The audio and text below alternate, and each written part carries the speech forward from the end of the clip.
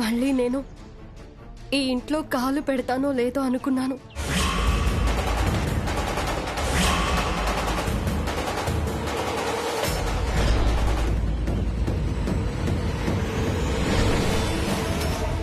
ఎవరు ఏం చెప్పినా ఏం జరిగినా ఎప్పటికీ నీ చేయిని మాత్రం విడిచిపెట్టను, సరేనా?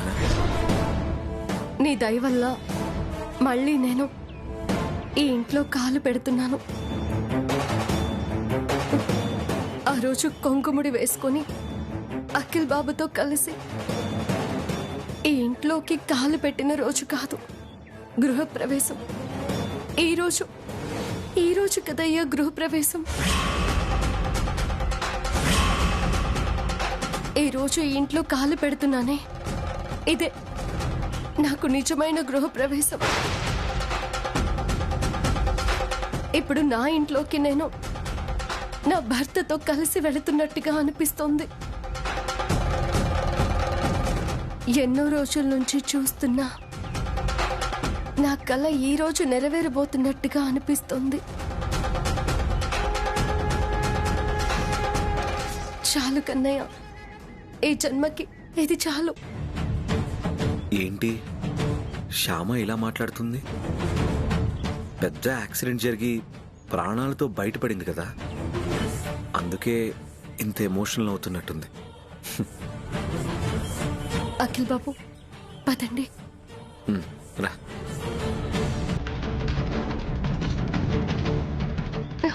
శ్యామ, ఏమైంది శ్యామ? జాగ్రత్త శ్యామ. పర్లేదు అఖిల్ బాబు, కొంచెం నీరసంగా ఉన్నట్టుంది. ఇంత నీరసంగా ఉన్నప్పుడు నడవకూడదు. అయ్యో వద్దు అఖిల్ బాబు, నడుస్తాను. పర్లేదు, ఏం పర్లేదు.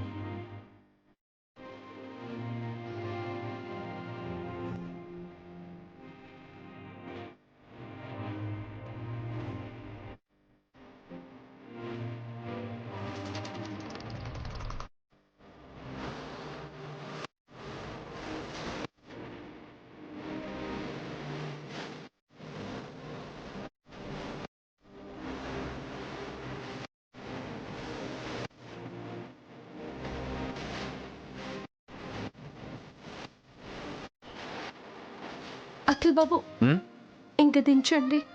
మామయ్య గారు వాళ్ళు చూస్తే బాగోదు. దించండి ప్లీజ్.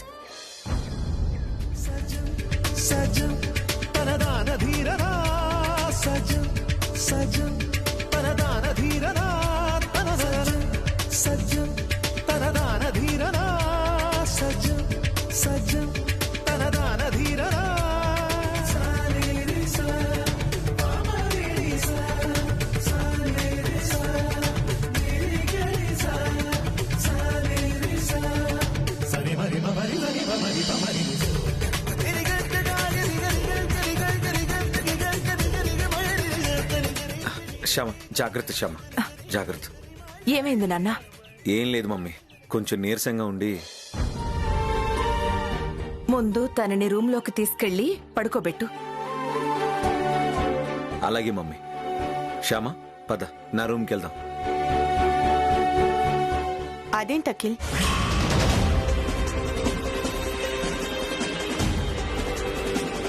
శ్యామాని నీ రూమ్లోకి తీసుకెళ్లడం ఏంటి? అంటే తనకు ఒంట్లో బాగోలేదు కదా అని. అంటే మీరిద్దరూ ఒకే రూమ్లో ఉండటం మరి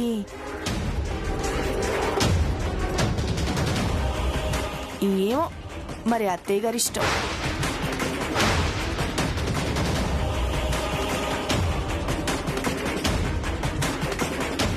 అఖిల్, శ్యామాని తన రూమ్కే తీసుకెళ్ళు.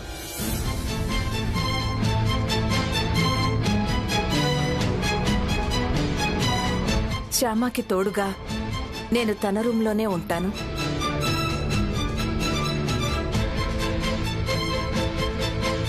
శ్యామకి ఏ ఇబ్బంది లేకుండా నేను చూసుకుంటాను, తీసుకెళ్ళు. అలాగే మమ్మీ. రాశమ్మా.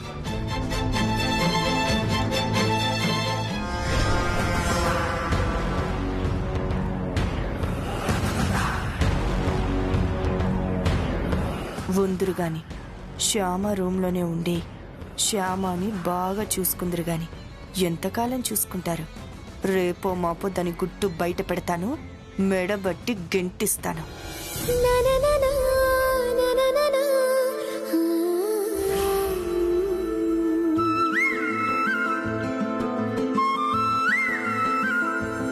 శ్యామ,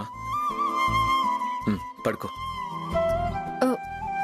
బెడ్ మీద వద్దకిల్ బాబు, నేను కిందే పడుకుంటాను. శ్యామ, నీ తలకి పెద్ద గాయమైంది. కింద పడుకుంటే నొప్పితో ఇబ్బంది పడతావు. పడుకో. అది కాదు. శ్యామ, చిన్న పిల్లవి, ముసల్దానివి కాదు. ఎప్పుడో వయసు అయిపోయిన తర్వాత వచ్చే చాదస్తం నీకిప్పుడే వచ్చింది. కాసేపు అవన్నీ పక్కన పెట్టు. నేను చెప్పింది చే. పడుకో.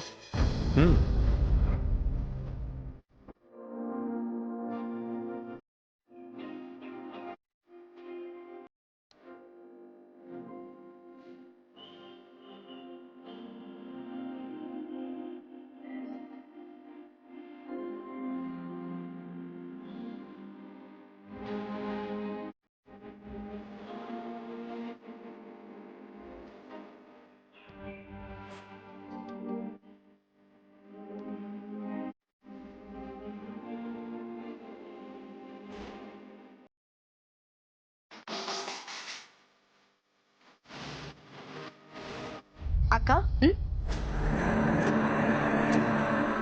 శ్యామకేనా అక్క జ్యూస్? అవును. ఇటు ఇవ్వక్క, నేను ఇస్తాను. ఏంటి అలా చూస్తున్నావు? నేను ఇస్తానులే, ఇవ్వక్క. నువ్వు అక్కడ వంట సంగతి చూసుకో. సరే, తీసుకెళ్ళివు.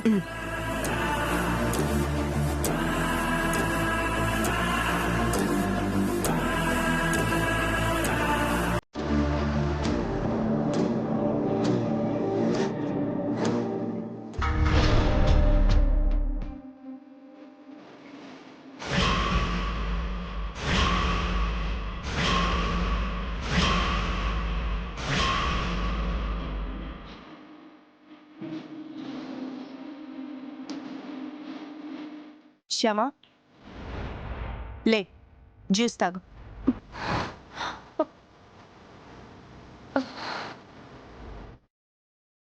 మీరు తెచ్చారేంటక్క? ఏ, తీసుకురాకూడదా? అది కదక్క, మీకెందుకు శ్రమ అని. కొంత శ్రమ పెడితే తప్ప కొన్ని విషయాలు తెలియవులే. తాగు.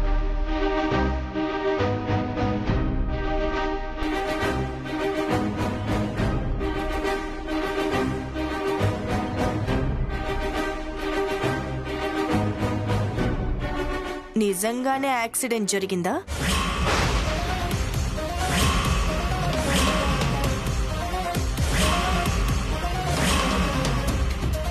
లేదా యాక్సిడెంట్ కి ముందు ఇంకేదైనా జరిగిందా? తాగు, తాగుతూ సమాధానం చెప్పొచ్చు శ్యామా. తాగు. అసలు నువ్వు గుడికెళ్లేదానివి, ఒక్కదానివే ఎందుకు వెళ్ళావు? యాక్సిడెంట్ చేయించుకోడానికా?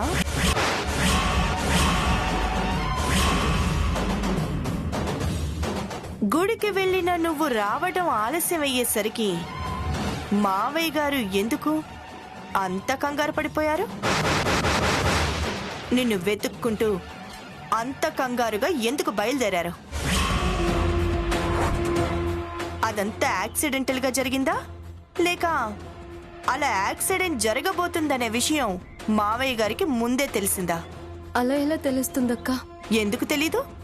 సిక్స్త్ సెన్స్ గాని కామన్ సెన్స్ గాని ఉంటే అలా అన్ని ముందుగానే తెలుస్తాయి.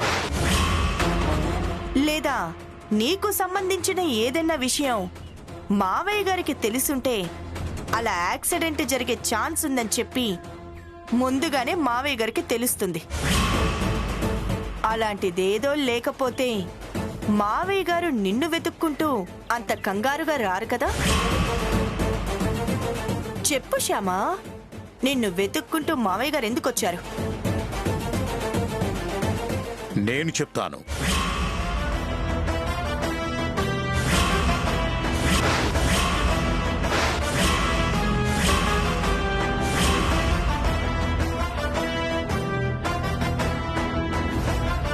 ఆ పరిస్థితుల్లో శ్యామనే కాదు, నువ్వున్నా వైదేహి ఉన్నా నేనిలాగే కంగారుగా వెతుక్కుంటూ వెళ్లేవాణ్ణి. రాత్రిపూట ఒంటరిగా గుడికెళ్లిన కోడలు ఇంటికి రావడం ఆలస్యమైతే కంగారు పడకుండా ఎందుకుంటాను? తన కోసం వెళ్లకుండా ఎందుకుంటానమ్మా? అనవసరమైన ప్రశ్నలు అడిగి శ్యామకి తలనొప్పి తెప్పించుకో. తన్ని రెస్ట్ తీసుకునేవు. వెళ్ళు. అలాగే మావయ్య గారు.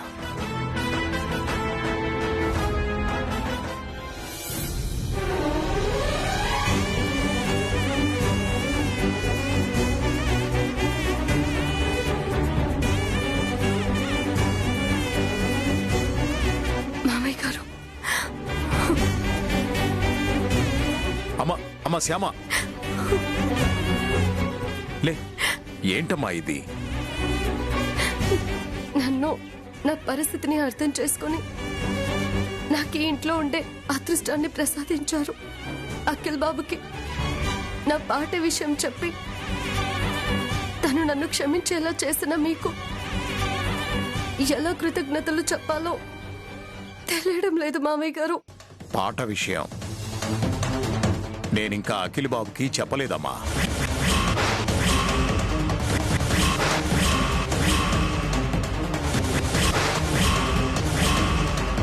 చెప్పలేదా? అవునమ్మా, చెప్పలేదు. మరి ఇందాక శ్యామని నువ్వెంత ఇష్టపడుతున్నావో అనేది హాస్పిటల్లో శ్యామ పరిస్థితిని చూస్తూ నువ్వెంత బాధపడ్డావో నా కళ్ళారా చూసినప్పుడు నాకు అర్థమైందిరా.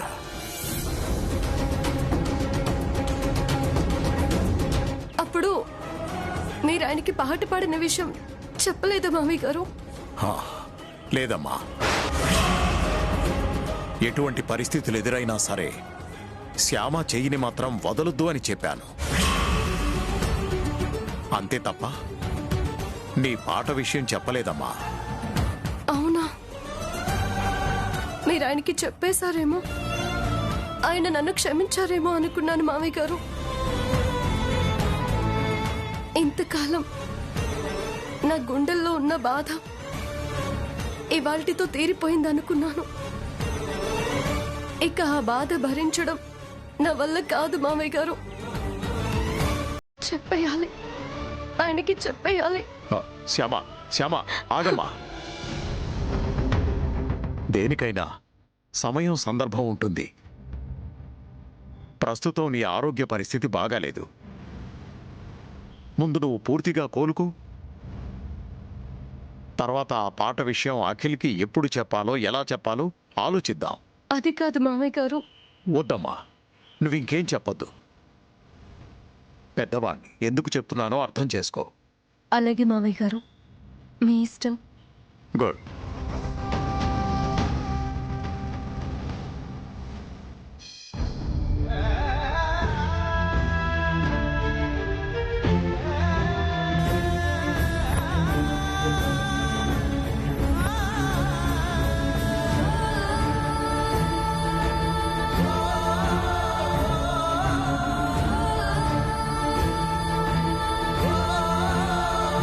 ఇవాల్టితో ఆ కురువమ్మ వాళ్ళ బాధ తీరిపోతుంది అనుకున్నాను.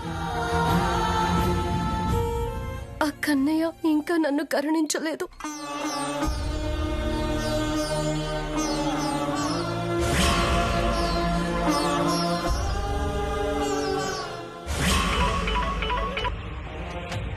సారీ అండి, మా రూపారాణి హెల్త్ బాగుండుంటే తప్పనిసరిగా మీ ప్రోగ్రాంకి ఒప్పుకుని ఉండేవాళ్ళం. డాక్టర్ గారు తనని కొంతకాలం పాటు పాడొద్దని చెప్పారు. బాగా రెస్ట్ తీసుకోమని చెప్పారు. చెప్పలేమండి, మళ్ళీ తను ఎప్పటికి పాడగలుగుతుందో మళ్ళీ ఎప్పటికి ప్రోగ్రాం ఇవ్వగలుగుతుందో ఏం చెప్పలేం. ఉంటానండి. నమస్తే. ఎవరు మమ్మీ మళ్ళీ ఫోను? అఖిల్ ఫ్రెండ్ అంట. నీ ప్రోగ్రాం కావాలని అఖిల్ దగ్గర నెంబర్ తీసుకుని ఫోన్ చేశాడు. అందరికీ చెప్పినట్టే అతనికి నీ కొంట్లో బాగోలేదని, పాటలు పాడడం కుదరదని చెప్పాను. ప్రోగ్రామ్స్ గురించి రోజుకిలా 4-5 ఫోన్లు వస్తూనే ఉన్నాయి. ఎన్ని రోజులని ఇలా చెప్తావు? ఎన్ని ప్రోగ్రామ్స్ అని వదులుకుంటాం? శ్యామ పాట పాడడానికి ఒప్పుకునే వరకు ఇలా చెయ్యక తప్పదు కదా. అదెందుకు ఒప్పుకుంటుంది మమ్మీ? మన నాటకం మొత్తం వాళ్ళ మామగారి ముందు మొత్తం బయట పడిపోయింది కదా. ఇంకా జీవితంలో అది పాట పాడడానికి ఒప్పుకోదు. నా కెరియర్ సర్వనాశనం అయిపోయింది. నా సంపాదన మొత్తం ఆగిపోయింది. బాధపడకు రూపా, బాధపడకు. నీ కెరియర్ మళ్ళీ గాడిలో పడేలా నేను చేస్తాను. ఏం చేస్తావు? శ్యామ నీ అత్తింటి వాళ్ళు ఆ ఇంట్లో నుంచి మెడబట్టుకుని బయటికి గెంటేసేలా నేను చేస్తాను. మనం తప్ప దానికి ఎవ్వరూ దిక్కు లేరు అని అర్థమయ్యేలా చేస్తాను. చచ్చినట్టు అది మనల్ని వెతుక్కుంటూ వచ్చేలా చేస్తాను. కాళ్ళు పట్టుకునేలా చేస్తాను. అప్పుడది ప్రోగ్రామ్స్ కి వస్తుంది, పాటలు పాడుతుంది. చూస్తూ ఉండు.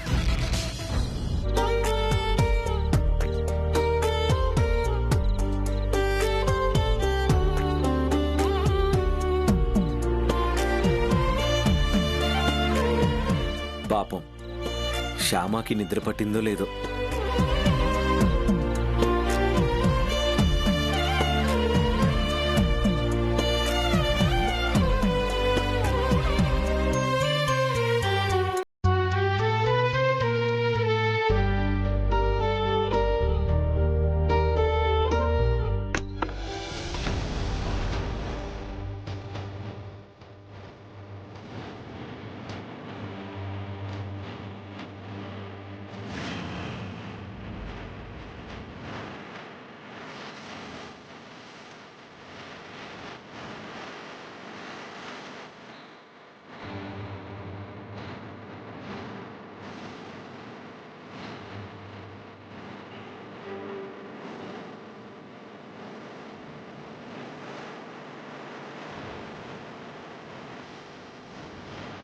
అయ్యో, నీళ్ళు అయిపోయినట్టున్నాయే.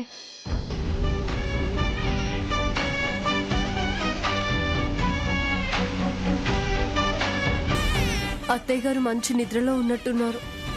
ఇప్పుడు అవన్నీ డిస్టర్బ్ చేయడం ఎందుకు? కిచెన్లోకి వెళ్ళి నీళ్లు తెచ్చుకుందాం.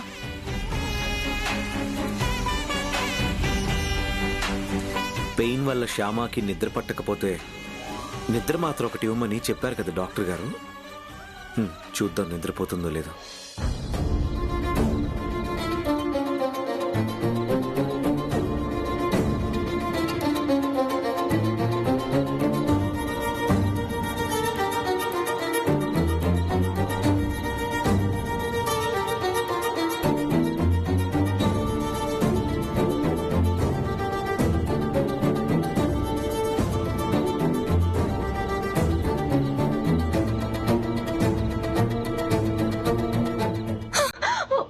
శ్యామ, జాగ్రత్త. శ్యామ, శ్యామ, శ్యామా,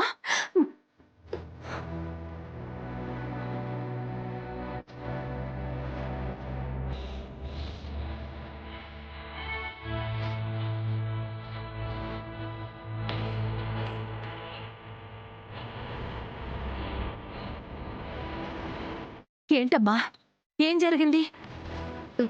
ఏం లేదు అత్తయ్య గారు, ఏం లేదు. బాగా దాహం వేసి మంచినీళ్ళు తాగుదామని చూశాను. బాటిల్లో మంచినీళ్ళు లేవు, కింద పోయినట్టున్నాయి. చూసుకోకుండా దానిలో కాలు వేసి జారి పడబోతుంటే ఈయనొచ్చి పట్టుకున్నారు. చాలా అదృష్టం తల్లి. అలా జారిపడి మళ్ళీ తలకి దెబ్బ తగిలుంటే చాలా ఇబ్బంది పడాల్సి వచ్చేది.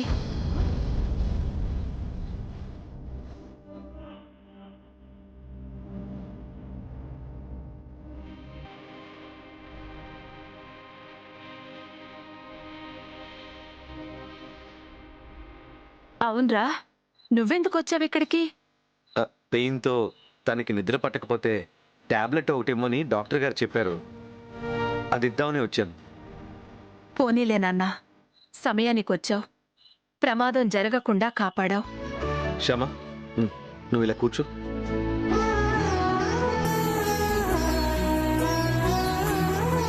నేను వెళ్ళి మంచినీళ్ళు తీసుకొస్తాను.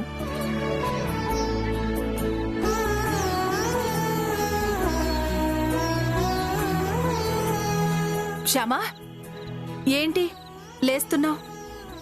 కింద నీళ్లున్నాయి కదా అత్తయ్య గారు, తుడిచేస్తాను. నువ్వు తుడుస్తావా? ఇంకా నయ్యం, నువ్వు అలా కూర్చో, నేను తుడుస్తాను.